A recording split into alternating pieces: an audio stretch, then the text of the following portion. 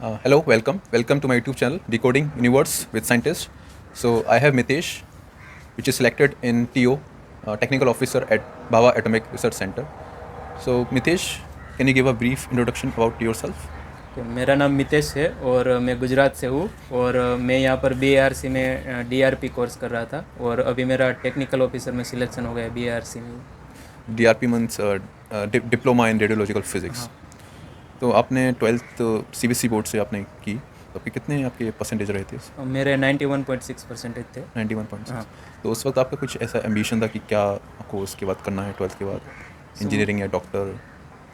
सो मैं बेसिकली पढ़ाई में पहले से अच्छा था, तो मेरा मैथ्स और फिज़िक्स अच्छा था, तो मैंने चूज़ कर रखा था कि मैं आफ्टर 12th इंजीनियरिंग करूँगा। तो आप you went to Kota for preparation for JEE mains and advance. ये So what was your rank in JEE mains and advance? Okay, JEE mains में मेरी रैंक 22,000 का राउंड थी और JEE एडवांस में 12,000 थी। So you were not selected for any BTech course in any IIT or NIT? IITs में तो मतलब रैंक काफ़ी मतलब जनरल के लिए ज़्यादा है, तो उसमें तो मुझे नहीं मिल रहा था बीटेक में, और NIT में भी मतलब JEE मेंस का रैंक बहुत मतलब आगे मतलब पीछे था, तो उसमें भी नहीं मिल रहा था।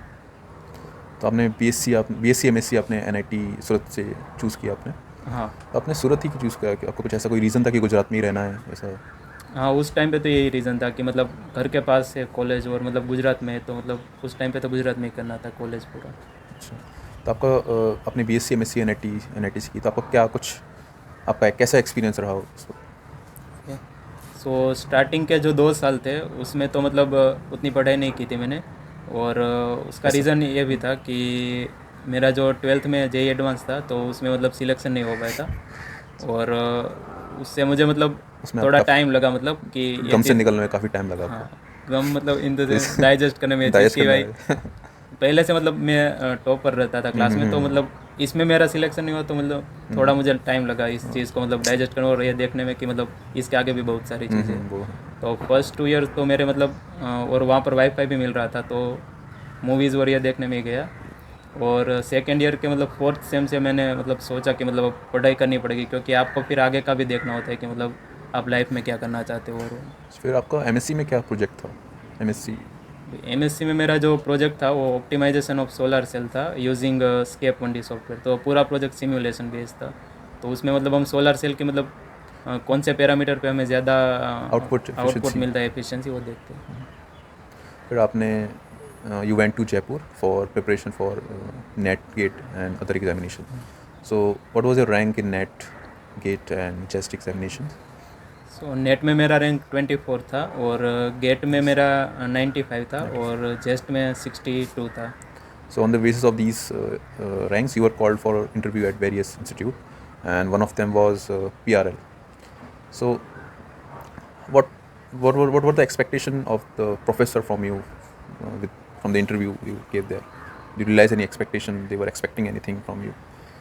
ओके, सो एक्सपेक्टेशन का तो उतना आइडिया नहीं लगता क्योंकि मेरा फर्स्ट इंटरव्यू था, बट ये था कि मेरा रैंक अच्छा था, तो मतलब वो लोग मतलब थोड़ा बहुत तो स्टार्टिंग में उसी लिए इम्प्रेस थे कि मतलब क्वालिफाइंग एग्ज़ाम में मेरे रैंक अच्छे थे, और उन लोगों को मतलब वो ये चाहिए। जानना होता है कि क्या आपको कितनी how to you are approaching a problem rather than solving just the problem. हाँ, So just they look for the approach. और Your आप मतलब कितने जेन्यून हो, मतलब आपको जो चीज़ें नहीं आती सच उसमें भी। बोलना, हाँ, सच बोलना बहुत ज़रूरी है. हाँ, अगर आपको और नहीं आता है कुछ, तो आपको सीधे मना करना है. अगर आपको उसे घुमाना नहीं है कि आप उसे घुमा रहे हो कि, तो वो चीज़ नहीं करनी होती है इंटरव्यू में. तो आपका PRL और IPR दोनों इंस्टीट्यूट में आपका सिलेक्शन हुआ था. तो आपने PRL छोड़ के आपने IPR क्यों चूज़ किया था? कुछ स्पेसिफिक रीज़न आपका? रीज़न तो यही था कि उस टाइम पे PRL में फ़ीस थी, मतलब PhD के लिए आपको मतलब मिनिमम फ़ीस देनी पड़ती है 50,000 या उसका अराउंड कुछ था, और उसमें मतलब और मेरा ये था कि मैंने दूसरे इंटरव्यूज़ भी दे रखे थे BARC में, BRC तो like OCS, हाँ, TO and DRP. तो ये इंटरव्यू मतलब DRP का और वो दे रखा था, तो मुझे मतलब ये था कि मतलब शायद मुझे बीच में ये छोड़ना पड़ेगा PhD, तो मतलब और वो फ़ीस मुझे वापस रिफ़ंड नहीं होगी, तो इसलिए मैंने फिर उस टाइम पे PRL नहीं चूज़ करके IPR किया था, क्योंकि उसमें फिर वो रिफ़ंड कर देते हैं मतलब, और फीस भी उसकी कम है। तो IPR में आपका क्या किस किस फील्ड में आपका पीएचडी के लिए हुआ उसमें एडमिशन हुआ था? आईपीआर में मतलब आपको फील्ड का तो उस टाइम पे पता नहीं लगता, लेकिन वो 1 ईयर कोर्स के बाद आपको मतलब चूज़ करना होता है कि आप कौन से फील्ड में काम करना चाहते हो, एक्सपेरिमेंटल, थियोरेटिकल। अच्छा, फील्ड ऐसे डिसाइड नहीं होती पहले? हाँ, पहले 1 साल कोर्स वर्क होगा और उसके बाद उसके बाद डिसाइड होती है। तो आपने 3 पीआरसी में 3 इंटरव्यू दिए थे, OCS, DRP and TO. So which interview was most challenging in among all this? Challenging तो मतलब जो क्वेश्चन लेवल होता है वो तीनों का सेम ही रहता है मतलब।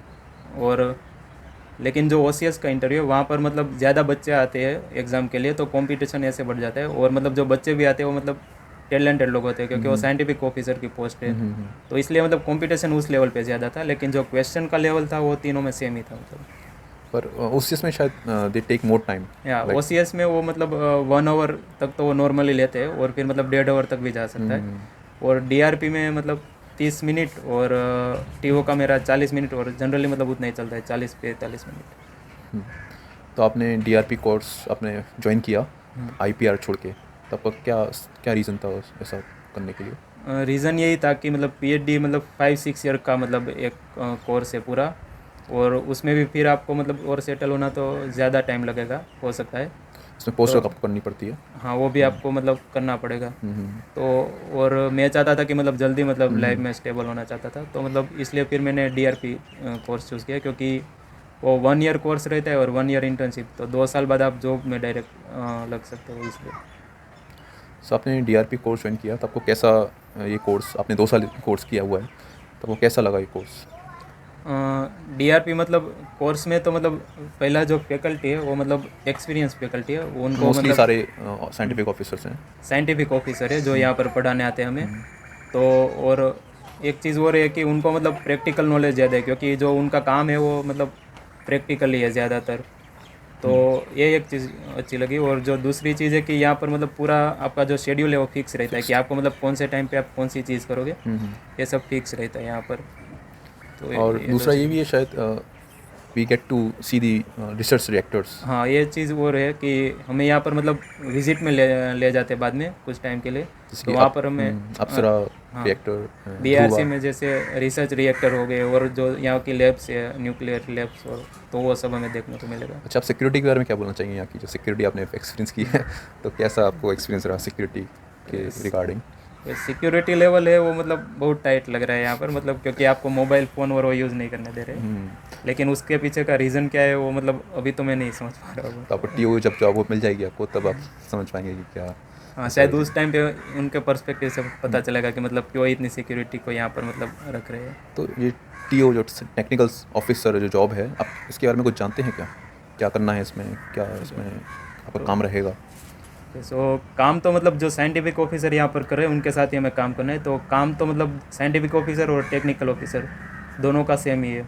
डिफरेंस ये है कि मतलब जो साइंटिफिक ऑफिसर है उनका मतलब डायरेक्ट रिक्रूटमेंट नहीं होकर, मतलब उनका ईयरली रिक्रूटमेंट आता है, और उनको 1 ईयर की एक ट्रेनिंग दी जाती है, उसके बाद वो साइंटिफिक ऑफिसर बनते हैं। लेकिन टेक्निकल ऑफिसर है वो मतलब डायरेक्ट रिक्रूट होते हैं, डायरेक्ट इंटरव्यू और एग्ज़ाम होते हैं उनके, और यही डिफरेंस है। और काम में तो मतलब सेम ही रहता है काम, और वो काम सेम रहता है, मतलब आपको जो नॉर्थ गेट यहाँ पे पीआरसी में है उसी में आपको जॉब करने को मिलेगा। हाँ, काम सेम ही है, और मतलब ज़्यादातर रिसर्च और मतलब जो इक्विपमेंट से इक्विपमेंट हैंडलिंग, और इंस्ट्रूमेंटेशन वर्क। सो आपने इतना, जो आपने आपको ये टीओ में आपका सिलेक्शन हो गया, तो आर यू सेटिस्फाइड, और आर यू आपको अभी और कुछ और आगे करने का कुछ आपका प्लान है? ओके। सो आगे तो मतलब अभी ये जो जॉब है वो मतलब वेल सेटल जॉब है, गवर्नमेंट जॉब है, तो मतलब और यही मुझे चाहिए था मतलब बेसिकली। मतलब हम स्टार्टिंग से ही मतलब एक ये सोचते हैं कि Stable मतलब job. लाइफ में एक स्टेबल जॉब मिल जाए, और अभी तो मतलब आगे इसके अलावा तो कुछ सोचा नहीं। हाँ, आप you can try for OS, scientific officer. Yes, I am thinking about this. Okay. So आपने इतना कुछ अचीव किया है, तो आपकी क्या हॉबीज़, आपकी क्या हॉबीज़ हैं, कैन यू शेयर? हॉबीज़ मेरी चेंज होती रहे, मतलब during different time different hobbies है। डिफरेंट टाइम में डिफरेंट हॉबीज़। सो मतलब जैसे जैसे आप बड़े होते जाते हैं वैसे अच्छा, आपकी हॉबीज़ हॉबीज़ भी चेंज चेंज होती होती हैं। जाती है धीरे धीरे ही। तो 10 से 12 तक मैं मतलब ज़्यादा नॉवेल्स और वो सब कुछ पढ़ने में ज़्यादा इंटरेस्ट था, मतलब किताबें, मतलब नॉवेल्स और वो सब कुछ। और ट्वेल्थ के बाद कॉलेज टाइम पे मैं गेम्स में ज़्यादा इन्वॉल्व रहता था, जैसे खो खो और वो मेरी गेम्स थी, और उसमें मैंने इंटरनेशनल कंपटीशन में पार्ट भी लिया था और हमारी टीम मतलब ब्रॉन्ज मेडल ब्रॉन्ज उस टाइम मेडल, पे वेरी जीती गुड। थी। और अभी BARC में तो मतलब टाइम का तो ये है कि मतलब उतना टाइम मतलब शेड्यूल फिक्स रहता है, तो Schedule fix मतलब दूसरी हॉबीज़ के लिए ऐसे अभी टाइम नहीं मिलता। लेकिन अभी मतलब मैं रेगुलरली योगा और वो करता हूँ तो। Yoga. So Mitesh, nice to have a nice to have an interview with you. So thank you for coming. Thank you. So thank you guys for watching Mitesh interview.